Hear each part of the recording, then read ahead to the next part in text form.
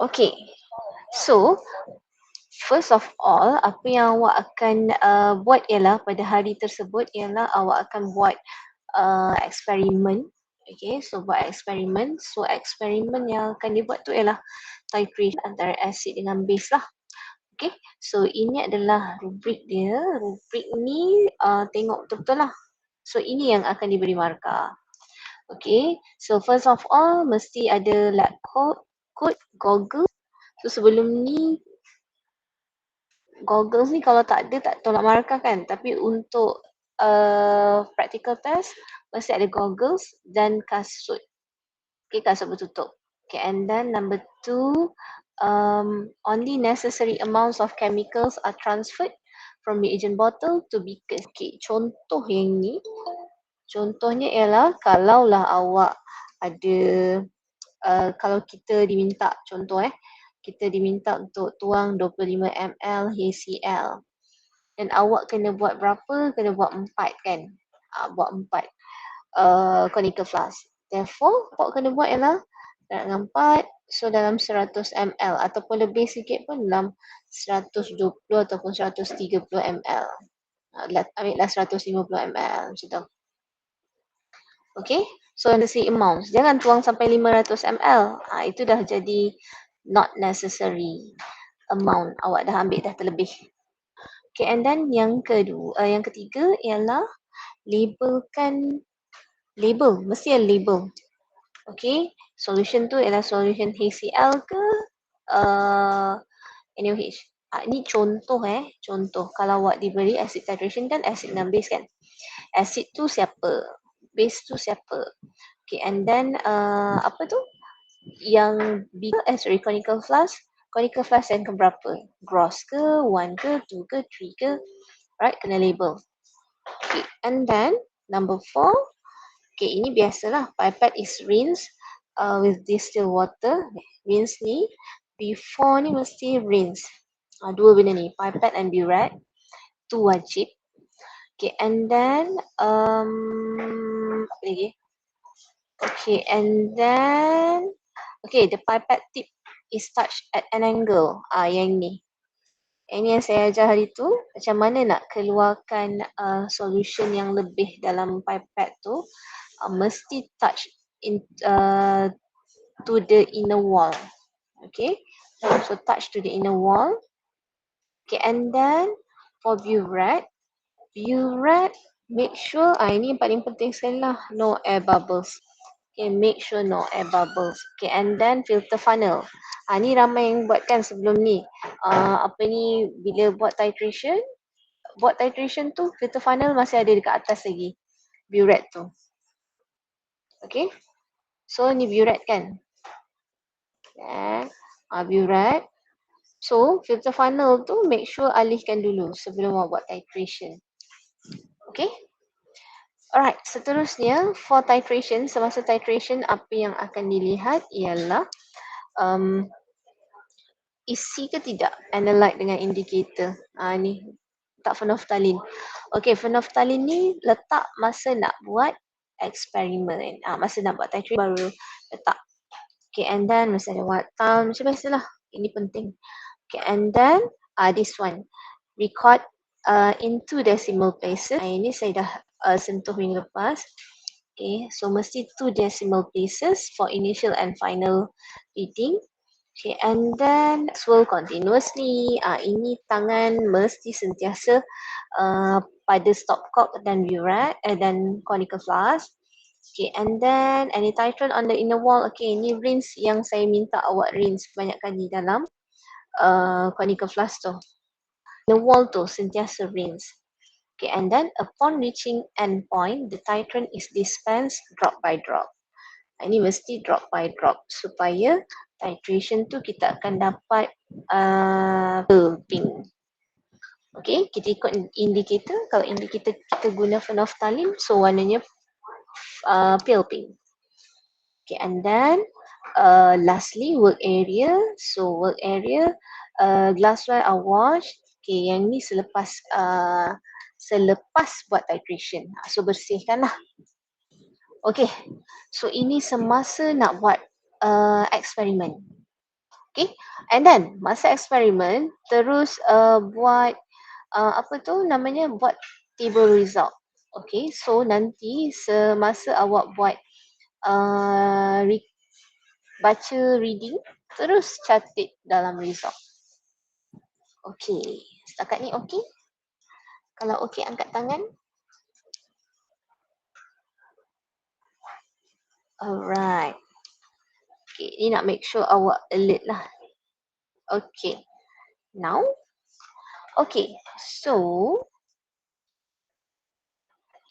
alright, so after dapat eksperimen, kalau boleh buat dengan cepat sebab lab report writing tu takut awak ambil masa.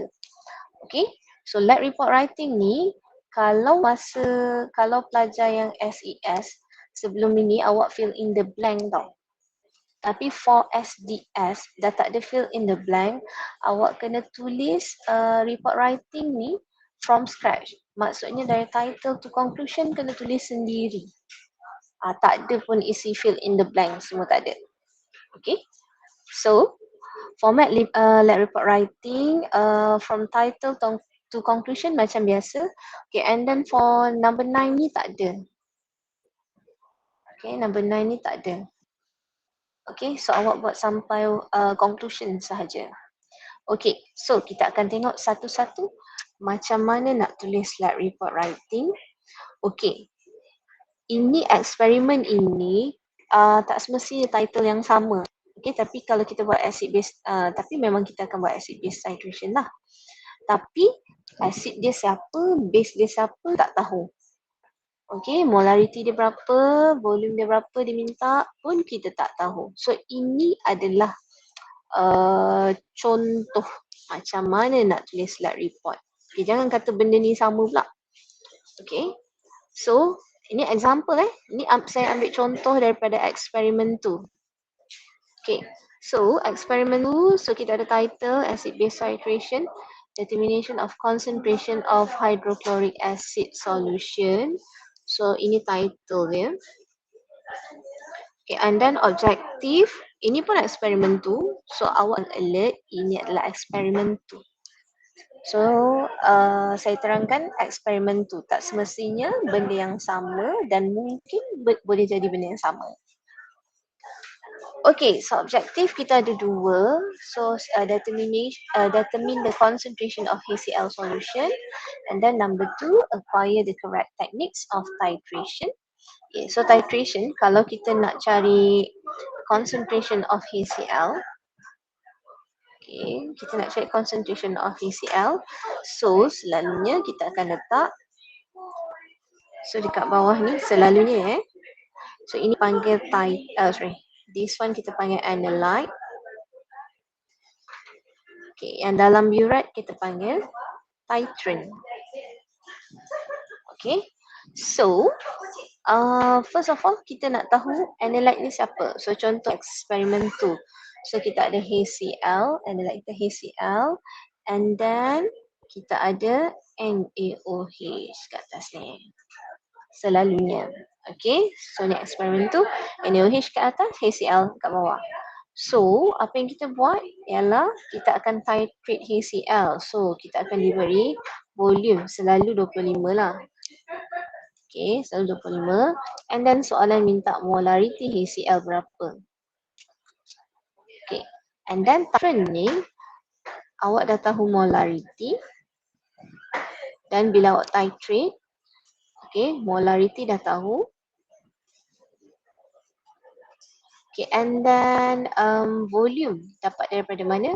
Dapat daripada average. Okay, so nanti kita akan record burette punya reading lah. Okay, seterusnya introduction. Okay, for introduction salin sahaja macam dalam soalan. Salin sebiji lah. Okay, so titration is a laboratory technique used to determine the concentration of solutions using reaction with a known concentrate. Okay, known concentrate solution lah. Yes, known concentrate. Maksudnya kita tahu concentration. Okay, so siapa yang kita tahu concentration tadi? NaOH. Okay, yang kita nak tahu determine concentration siapa? HCl. So ini yang dalam, this one is analyte, this one ialah titrant. Okay, kita tahu molarity dia. Okay, apa lagi? Okay, so ini introduction, contoh. Okay, procedures. Procedures mesti tukarkan dalam ayat passive sentence. Okay, so example, kalau example procedure dia ialah rinse a burette with a given NaOH solution. So tukarkan kepada ayat passive. Passive ni kita akan nampak a burette was rinsed with a given NaOH solution. Maksudnya kita akan sebut ini dalam past tense lah. Okay, so telah dibasuh dengan apa? Sebab kita report selepas eksperimen dilakukan. Okay, so tukar.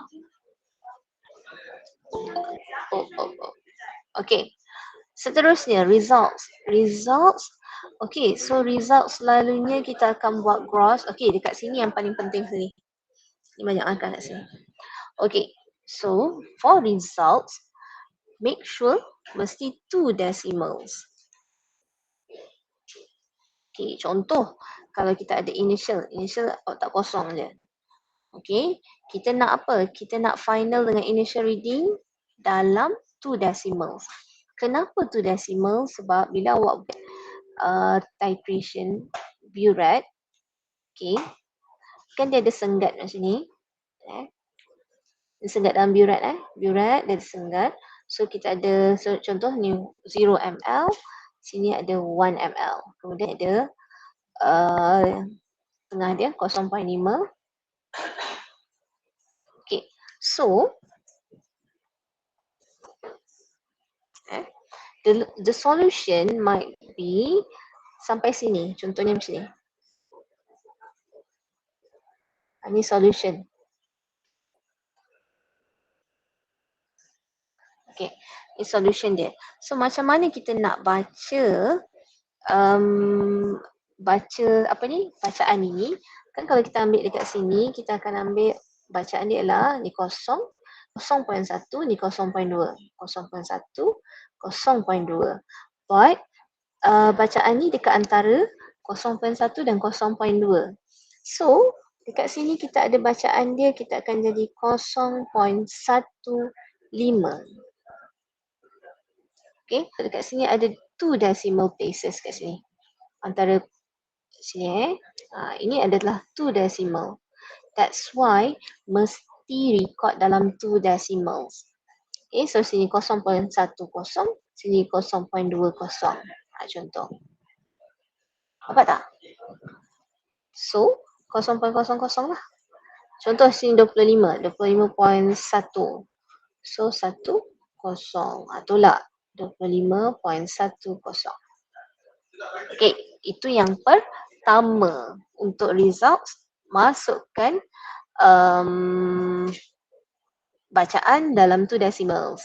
Okay, and apa lagi Okay, kita tengok dekat reading dekat sini.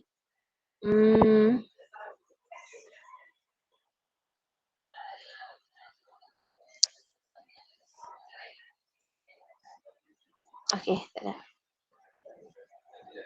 Okay, yang kedua, bila awak tengok bacaan, reading dia, terus record dalam table. Okay, nampak je terus record. Okay, itu yang kedua. Yang ketiga, average volume. Okay, kita ambil bacaan sini. 1, 2, 3. Okay, bacaan average kita ambil 1, 2 dan 3. Okay, itu perkara yang ketiga. Okay, perkara yang keempat ialah bacaan 1, 2 dan 3 ini, volume NaOH tu mesti lebih kurang sama, tidak lebih. Contoh ya. Contoh saya letak sini, contoh kita akan dapat 24.9. Sini 24.8. Tiba-tiba yang ketiga ni awak dapat 26. So, awak punya reading ni, dua ni konsisten tau. Ni. Dua ni konsisten tau usahanya. Dua ni dah konsisten. But this one dah tak konsisten. So dekat sini akan tolak satu markah. Okay, selalunya akan tolak satu markah lah. Kenapa? Bacaan 1, 2, 3 mesti lebih kurang. Sebab apa? Kalau awak jauh sangat, average volume awak akan jadi sangat lari lah. Okay, sangat-sangat berbeza dia punya average volume, punya nilai kat sini nanti. Okay, so macam mana nak buat? Dekat sini, apa cara yang terbaik ialah awak buat lagi satu. Okay, buat lagi satu titration. Okay, untuk dapatkan lebih kurang 1 dan 2 ni. Okay, contoh yang ni kita buang punya jawapan. Okay. And then bila kita buat titration yang keempat, kita masuk dapat 24.7 contohnya. So kita ambil ini, bacaan yang keempat tu. Faham tak? Okey tak? Okey. Okey kan? Alright. Boleh So dia lagi banyak korang punya titration, lebih bacaan dia akan jadi lebih baik lah. Okey. Itu adalah saranan saya. Okey. Saya awak punya bacaan ni lebih kurang ataupun konsisten. Okey, seterusnya. Sebab nanti kan kalau buat average 24.9 tambah 24.80 tambah 24.7 bahagikan dengan 3, awak akan dapat sini 24.80. So dia tak lari sangat dengan awak punya bacaan NaOH use. Kalau kita ambil 24.9 tambah 24.8, lepas tu kita tambah 26 tadi, bagi 3. So kita akan dapat jawapan dia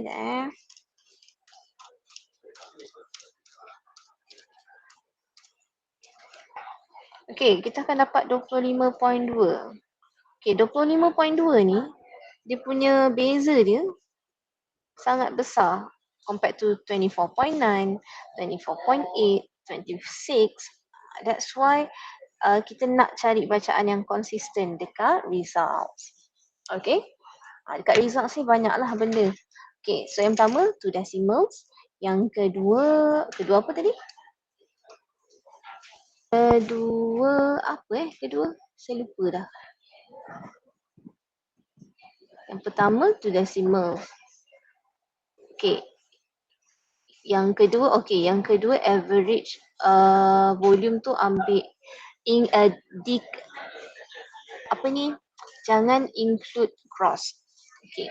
Dan yang ketiga, make sure volume of NaOH used tu mesti consistent.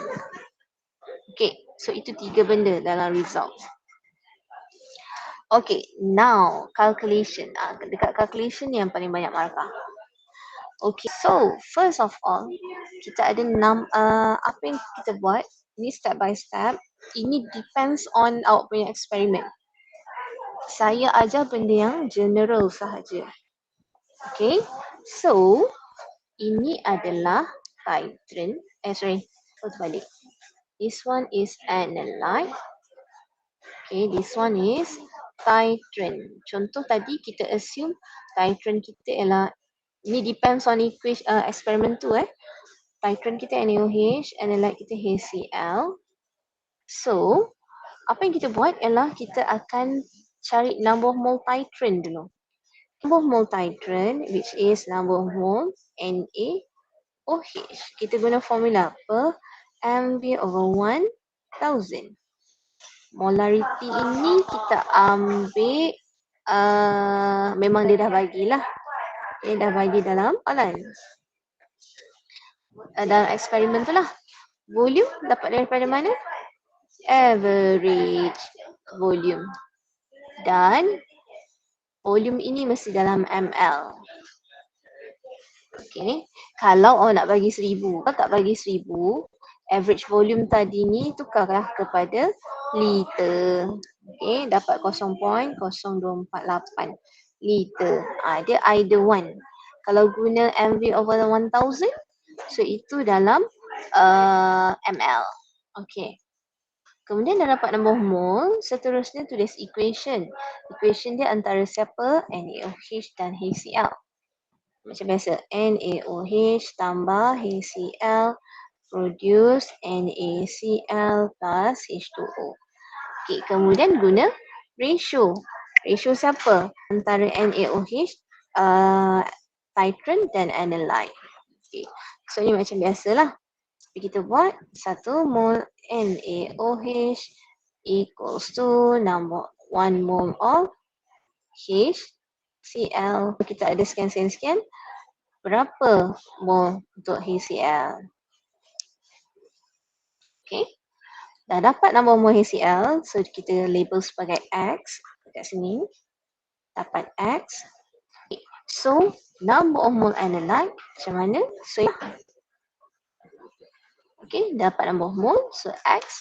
And then kita masukkan dalam formula molarity equals to mol over volume. Number mol HCl over volume HCl. Kalau kita nak cari molarity HCl. So number mol kita dah ada. Volume dah berapa? Ini yang kita pipetkan daripada conical ke dalam conical flask. Dapat molarity dan unit dia mesti molar ataupun mol per liter. Okay, unit wajib ada. Okay, setakat ni ada soalan? Ada soalan? Tak ada. Kejut saya. Tak ada Okay. Dan, okay, now. Kita teruskan kepada discussions. Discussion perlu ada dua benda ni. Okay. Number one is statements to introduce the experiment. Number two is precaution step. Okay, precaution step sekejap lagi kita bincang. Sekarang ni kita nak tengok statements to introduce the experiment. So mana nak dapat statement to introduce the experiment? Okay, kat sini dalam berapa markah? Dalam 1 ke 2 markah macam tu lah. Okay, macam mana nak statements to introduce the experiment? Korang tengok balik sama ada objektif ataupun introduction dia. Okay, so contoh. Contoh macam ni, dia punya apa tu namanya, dia punya statement ialah kita tengok introduction. Titration is a laboratory technique used to determine the concentration of a solution using another solution with a known concentrate. Okay, known concentrate ke known concentration. Okay, titration is okay. So kita state lah. Okay, apa yang kita buat? Kita buat ialah acid base titration. Okay, kita ambil dari sini lah. Nah.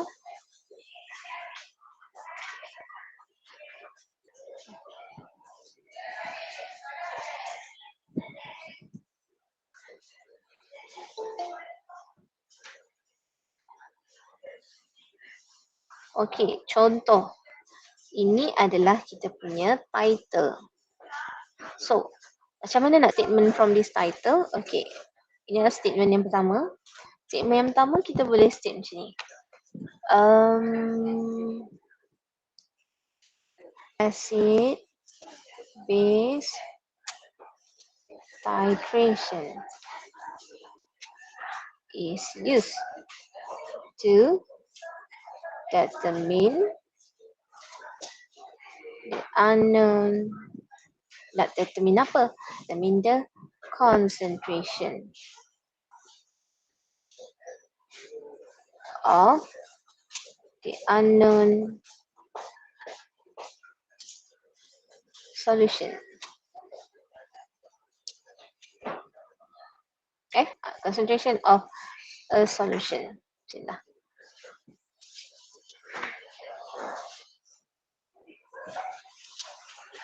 Okay. So sekarang ni kita ceritalah acid base titration ni antara siapa. So kita state lah acid base. Acid dalam kurungan kita buat HCl, hydrochloric acid.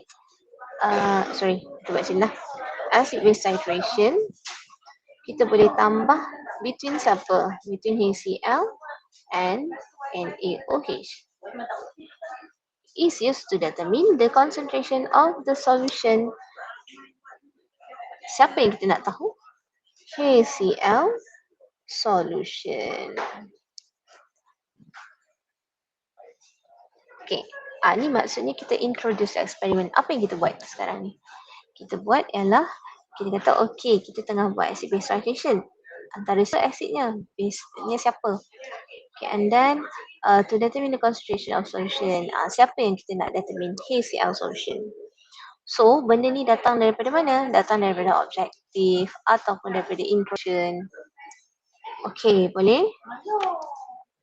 Okay, ni statements Okay, and then for precaution step, ini benda yang saya share dengan awak. Okay, error dan precaution step ni ada 5 yang saya bagi. Awak hafal lah 3. 3 daripada 5 ni hafal. Yang mana awak senang ingat. Okay, so ini kita dah bincangkan hari tu. So saya revise balik lah. So mungkin error dia sebab excess amount of titrant. So macam mana kita nak melimitkan excess amount of titrant tu?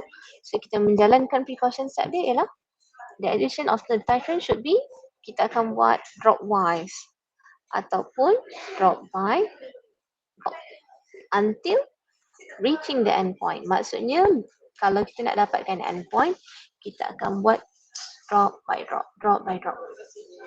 Okay, number 2, error mungkin berlaku daripada inaccurate volume due to air bubbles. Okay, so apa yang kita nak buat? So, okay, kita kena buka stopcock tu untuk penuhkan yang air bubbles tu. Okay, number 3, error in taking volume reading. So, I must be same level to the bottom. Okay, so meniskuskan macam ni. Ni bacaan dia. So nak ambil yang mana? Kita ambil bahagian bawah dia. Bahagian bawah. Berapa ml? Okay, itu bacaan dia. Okay, and then yang keempat. Okay, yang keempat. Kenapa kita kena wash and rinse? Because kita nak bersihkan daripada contaminants. So, kita mesti wash and rinse. Okay, and then yang keempat. Okay, yang keempat inilah yang kita selalu kata wash in a wall. Okay, rinse in a wall. Rinse in a wall. Sebab apa? Sebab kita tengok dalam in a wall tu ada unreacted solution. So kita nak make sure all the unreacted solution tu reacted. Okay, boleh? Okay, so ni errors and precaution steps. Okay, lastly, conclusions refer to the objective. So objective kita ada 2. Determine the concentration of HCl solution and then to acquire the correct techniques of titration. So state sahajalah molarity ataupun concentration of HCl berapa. Itu je. Habis dah. Conclusion. Settle. So, ada soalan? Ada soalan tak? Tak ada, madam. Ada. Okay. Apa lagi? Okay. So, kena tengok. Ini adalah before. Okay. Ini adalah warna endpoint.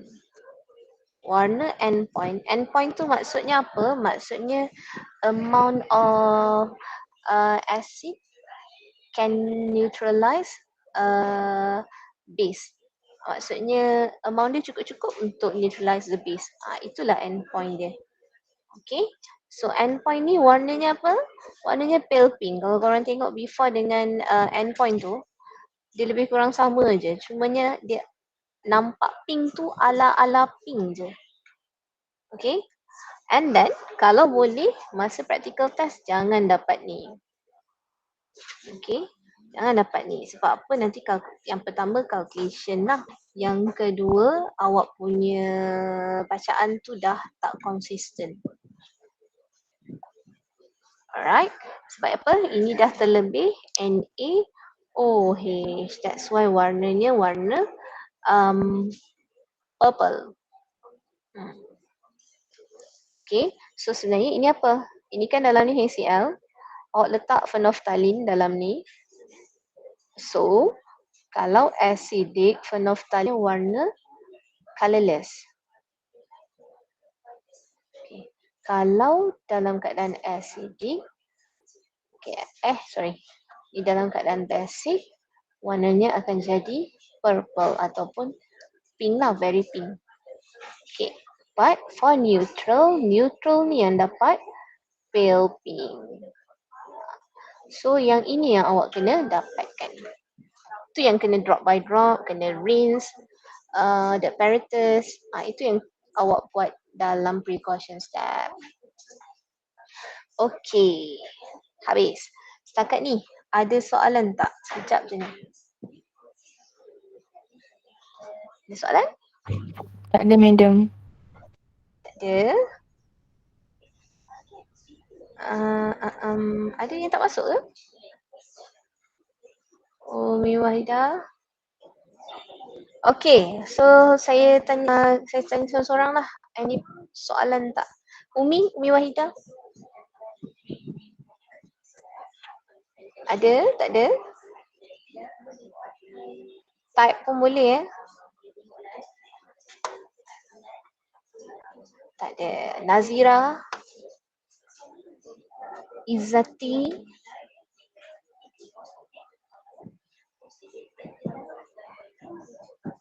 Izzati, ada apa? Ada soalan?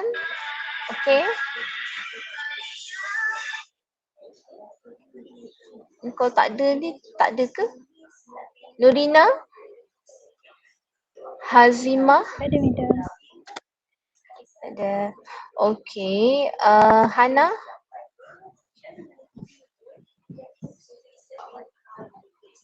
Any question, Hana?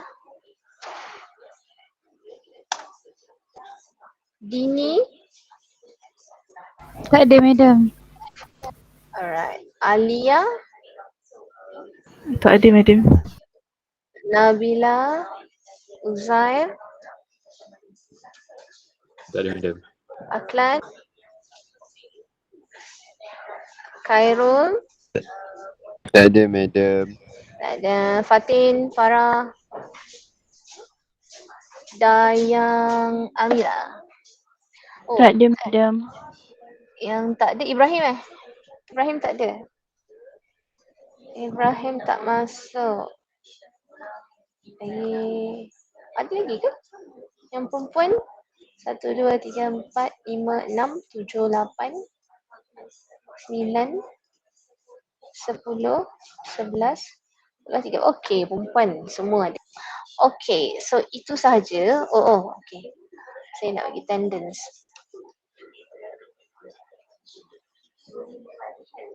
Okay. So itu sahaja untuk hari ini. So nanti untuk practical class, nanti recording ni saya akan masukkan dalam YouTube. Itu yang pertama. Yang kedua, nanti saya bagi link untuk awak tengok balik before awak buat practical test. Itu yang pertama. Yang kedua, saya akan bagi list nama siapa yang nak masuk minggu pertama, siapa nak masuk minggu kedua. Okay, so saya akan bahagikan, minggu pertama akan buat 9 orang dan minggu kedua 8 orang. So nanti siapa cepat, dia dapat lah. So kalau korang nak minggu kedua, so cepat-cepatlah isi minggu kedua tu. Okay, apa lagi ya? So, itu sahaja untuk hari ini. So, kita jumpa hari apa ya? Hari Rabu. Okay. Rabu tu terpaksa buat kelas sebab kalau tidak kita tak ada hari lain untuk ganti. Ataupun korang nak buat terus ke tutorial? Nak buat hari ni ke nak buat hari Rabu? Hari Rabu, Rabu lah, madam. madam. Rabu So kalau Rabu make sure semua dah siap. Dah siap. Saya ada bagi kerja rumah kan? Ada ke tidak?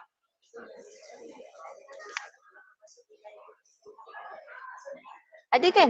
Diam pula dah. Ada madam. Ada kan? Yang dalam kertas, yang dalam telegram tu saya rasa. Okay, so siapkan yang tu and then kita akan bincang hari Rabu. Alright, so itu sahaja untuk hari ini. So thank you semua. Assalamualaikum. Waalaikumsalam. Thank you, madam. Thank you, madam. Welcome. Isi attendance Okay, welcome.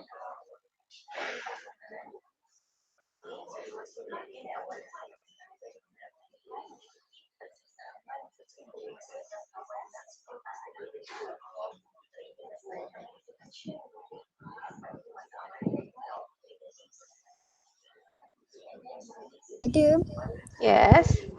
madam nak tanya boleh? Boleh. Kenapa tak tanya tadi? Apa dia? Kalau macam kan calculation kan, Hmm. yang kena letak unit tu dekat jawapan akhir ke ataupun waktu kita tengah macam dekat Macam tengah-tengah tu? tengah Apa dia? Kan? Ni kalau awak dah tulis unit kat sini, so dekat table tak payahlah tulis. Oh, okey. Kalau yang Tapi calculation untuk average volume ni wajib ada unit lah, this one. Ni mesti ada unit lah, ML. maksud jawapan akhir lah madam. Yes, betul. Dan calculation pun sama. Jawapan akhir dia mesti ada unit. Masuk nilai tak payahlah. Okey. Masuk Yes, nilai madam. nak letak lebih baik lah. Tapi tak letak pun tak apa. Yang penting jawapan akhir dia. Faham. Alright. Terima kasih madam. Sama. Lagi? Okay, done.